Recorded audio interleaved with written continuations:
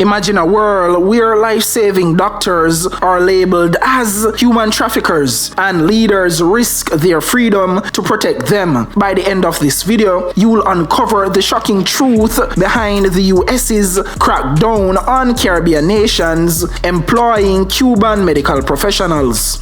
Hey patriotic internet friends and family, welcome back to the channel. In this video, today we're diving into a geopolitical storm that's shaking the Caribbean. The US has threatened visa revocations for officials in countries utilizing Cuba's medical missions, labeling these programs as forced labor. But is there more to the story? Let's dissect this controversy. Before we unravel the complexities, consider this. What if the very nations accused of exploitations are the ones being exploited? Hold that thought as we explore the narrative. Now let's add some background and context. Cuba's international medical missions have been a cornerstone of global healthcare support, especially in underserved regions, with approximately 24,180 Cuban doctors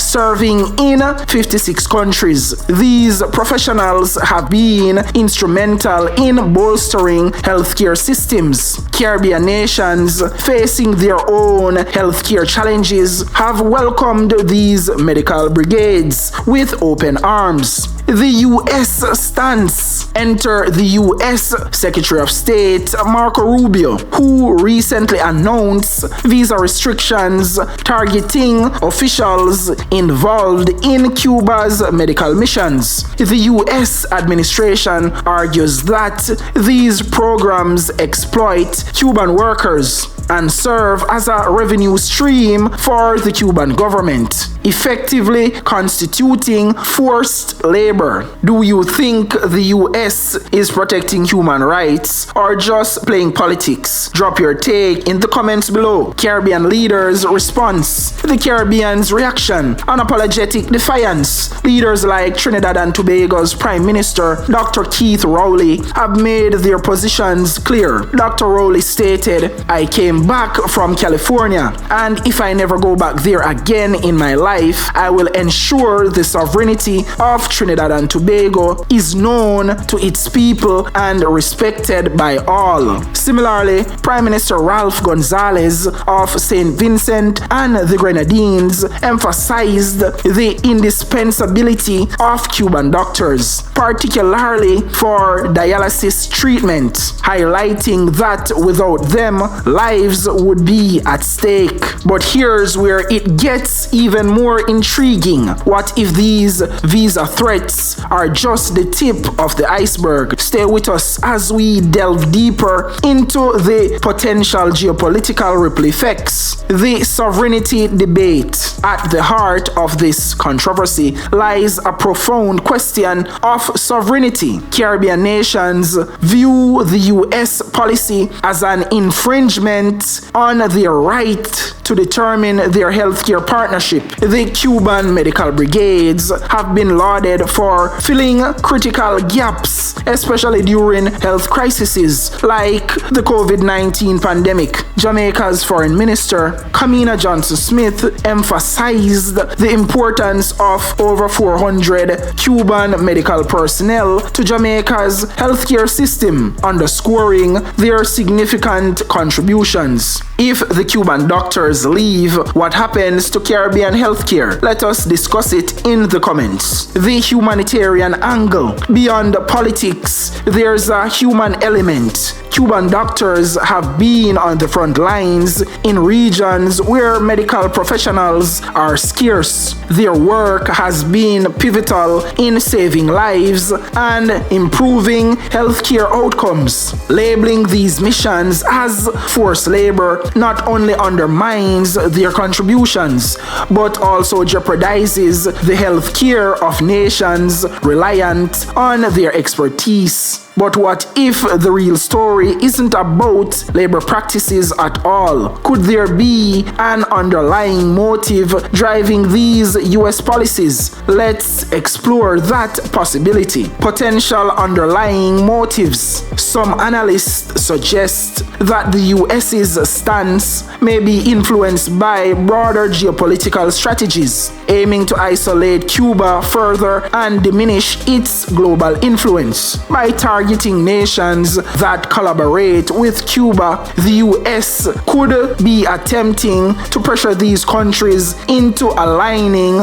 more closely with its policies. Is this about forced labor or just another power move? Reply with your thoughts in the comments. But how far are Caribbean nations willing to go in defying the US? And what could be the long-term consequences of these standoffs? The answers might surprise you. The road ahead. Caribbean leaders are standing firm, prioritizing the health of their citizens over diplomatic repercussions. The outcome of this confrontation could redefine international relations in the region and set precedents for how smaller nations navigate pressures from global powers. Conclusion. As this situation unfolds, one thing remains clear: the resilience and determination of Caribbean nations to uphold their sovereignty and protect the well-being of their people. We'll continue to monitor and report on these developments. If you found this analysis insightful, don't forget to like, subscribe, and hit the notification bell for more in-depth discussion on global political dynamics. Share your thoughts in the comments below. How do you see this geopolitical chess game playing out? Should Caribbean leaders stand their ground or play it safe with the US? Vote stand firm or play it safe. Sound off in the comments. Here's a summary of the highlights and the key points. Cuban medical missions. Approximately 24,180 Cuban doctors serve in 56 countries, providing essential healthcare services. US policy. The US has imposed visa restrictions on officials involved in Cuba's medical missions, labeling them as forced labor. Caribbean leaders' defiance. Leaders like Trinidad and Tobago's Dr. Keith Rowley and St. Vincent and the Grenadines' Ralph Gonsalves have openly opposed the US policy, emphasizing the critical role of Cuban doctors in their countries, sovereignty and humanitarian concerns. The debate centers on national sovereignty and the humanitarian impact of potentially losing vital medical support. Geopolitical implications. The situation may reflect broader geopolitical strategies aimed at isolating Cuba and influencing Caribbean nations' alliances. Remember, we in the Caribbean heavily rely on healthcare specialists whom we have obtained mainly from Cuba, and that are going for decades now. Suddenly, out of the blue, we're being called human traffickers because we hire technical people who we actually pay top dollars equal to local rates. But now, for some reason, we're being accused of taking part in the program where people are being exploited. Make that make sense. I remember we are deal with America, and when it comes to the US, they are famous for running their propagandas and smear campaign to paint any narrative where they want people to believe, run with, and accept. These people are so good at running propaganda campaigns. They can actually make the innocent turn the villain and the villain turn the innocent.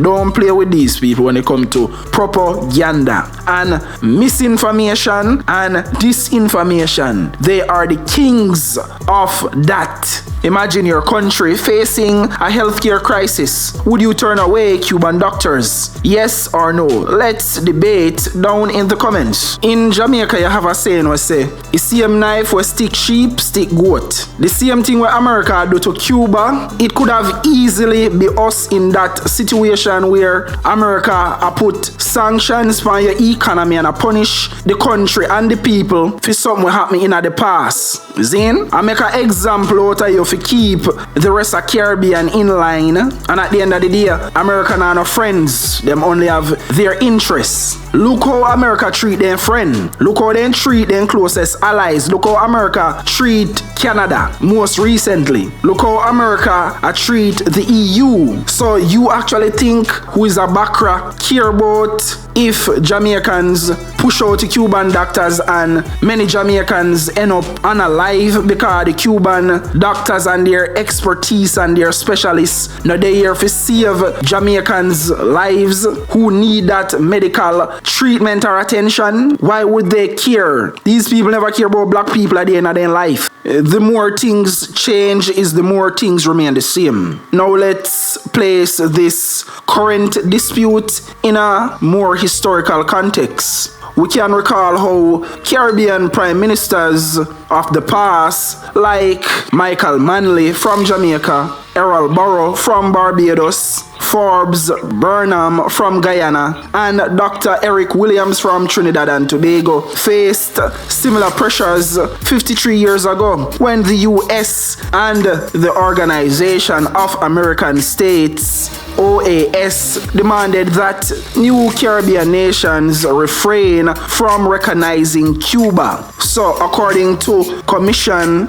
these leaders asserted their sovereignty. We are sovereign, independent nations, and we will decide for ourselves what nations we will have relations with. That's what the prime ministers of the past said to America 53 years ago. Jamaica, Trinidad, and St. Vincent and the Grenadines, who's handling this situation best? Drop your country plus opinion in the comments. Fast forward now to 2025. So we have even the Prime Minister from Grenada come and speak out boldly. In defiance, Grenada's Prime Minister Dickon Mitchell emphasized the historical significance of this support, stating, "We have a legitimate partnership with the government and the people of Cuba, who have over several decades provided support to the people of Grenada in the medical field." He acknowledged the challenges his nation faces in securing specialist doctors, affirming, "We will continue to support and defend the partnership."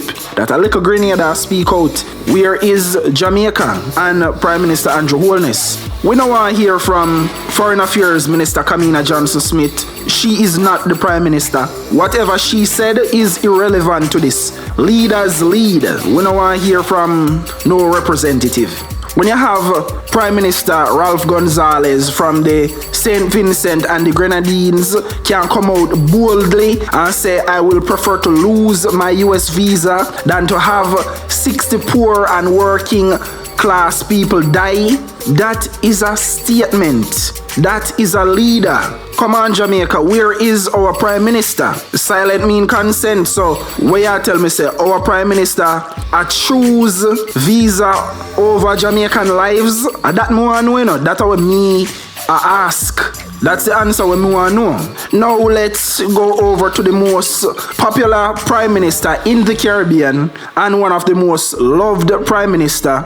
And drum roll, Prime Minister Mia Mottley. Now let's hear what she have to say. Barbados Prime Minister Mia Mottley says she is prepared to have her United States visa revoked, as she urged CARICOM countries to ensure that they are able to explain what the Cubans have been able to do for us as they seek to defend the Cuban Health Brigade program. Barbados does not currently have Cuban medical staff or Cuban nurses, but I will be the first to go to the line and to tell you that we could not get through the pandemic without the Cuban nurses and the Cuban doctors.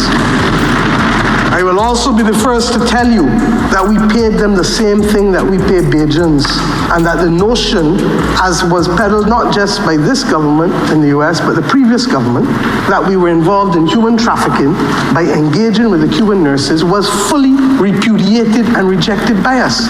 Now, I don't believe that we have to shout across the seas, but I am prepared, like others in this region, that if we cannot reach a sensible agreement on this matter, then if the cost of it is the loss of my visa to the US, then so be it.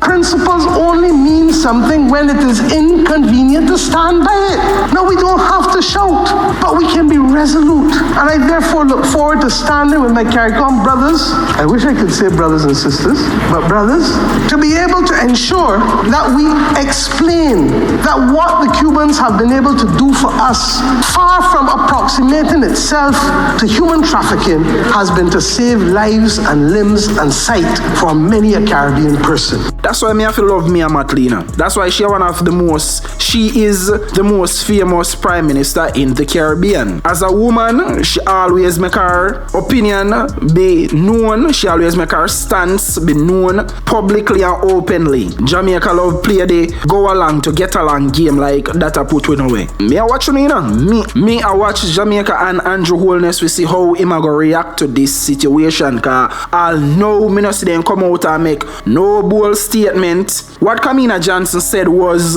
very gray area type statement. It wasn't a resounding bold defiance. We say, well, America, we cannot do what you ask, and we will not do what you ask, because what you say is unrealistic. So if you want cancel and revoke with visa, well, do what you have to do, but me not go sacrifice Jamaican lives for no piece of book. That is why Jamaicans, you have to watch your leaders very closely and carefully. Watch the things where they support, watch how they respond and react to certain situations, and that will make you know everything what you need to know. Because if your leader doesn't value your life, why are you supporting that leader? That's not a leader, that's a misleader. The last real prime minister that Jamaica had was Michael Manley. And I said that without no apology. And I said that without no PNP affiliation. But the truth are the truth. We cannot put Siaga in that category. Siaga was in bed with the United States. He was an operative of the United States. So I could count the Caribbean countries will come out in defiance against the US request. So we have Barbados, we have Trinidad and Tobago, we have St. Vincent and the Grenadines, we have Grenada, so that are 4 and counting so far. Correct me in the comments if more country come out and speak when me not up to date with as yet, as of this moment. A lot of people in the Caribbean and even on the motherland of Africa look to Jamaica as a leader, look to Jamaica as a voice. You know why? Because of people like a Marcus Garvey and a Bob Marley. But what a lot of those people don't realize or even know is that Jamaican politicians, them not have that backbone there. Them not stand for nothing. Them never have that mindset. The moment them got university, they were indoctrinated to support the colonial status quo. So if you are expect to see another Michael Manley in our lifetime, that not gonna happen. Andrew Holness is not that leader. Mark Golding is worse, not that leader. So I guess uno get knock. Don't expect to see them go actually stand up for our rights and for save our lives. You mad? They care about the visa more than how they care about our lives. Now let me add some more historical context with Fidel Castro, Cuba, and the relationship what they have with Africa. Fast forward to the rise of the Black Power movements in the 1960s, as well as the Pan-African movements of the 1970s, and you would notice that the struggle for liberation from colonial powers by Africans got a little help from the Western Hemisphere. Fidel Castro joined 2 major battles on the African continent in Angola and Ethiopia at the height of the Cold War, as he was convinced that the global stage for the world revolution was happening in Africa. That's the kind of man that Fidel Castro was. We are talking about a leader where donate and build 2 schools, 2 high schools in Jamaica. Big old superpower giant where world police, self-proclaimed world done, never build 1 school in a Jamaica, but want have all of the talk, want tell you who you fi be friends with, who you fi hate, who you not fi like, who you not fi deal with. That could never be a good person. Anybody who try control you for themselves could never be a good person. Castro's support for Africa's liberation led him to meet with some of the continent's leaders, including Patrice Lumumba of Congo, Ghana's Kwame Nkrumah, Sam Ngoma of Namibia, Nelson Mandela of South Africa, Muammar Gaddafi of Libya, and Robert Mugabe of Zimbabwe. Cuban soldiers are documented to have fought alongside Namibians and South Africans to prevent the apartheid regime from spreading all over southern Africa. Cuban troops have since the 1960s served in Algeria, Guinea, Guinea-Bissau, Equatorial Guinea, Sierra Leone, and Libya. It is said some 4,300 Cuban soldiers are believed to have died in conflicts in Africa, half of them in Angola. Experts, however, say the numbers have been sharply underestimated. It no matter how bad the situation is in Africa, you know, see America send no troops to go rescue Africans and African people and save them from nobody because them no care about black lives. So when you see the Trump administration make a stance like this, are just then true feelings them are show towards African people. The whole slave and slave master dynamic with the former colonial colonies. Yes, you cannot be a sovereign country if somebody still a stand up over you and a dictate who you fi talk to, who you fi do business with. You understand? You're not free, you're not sovereign.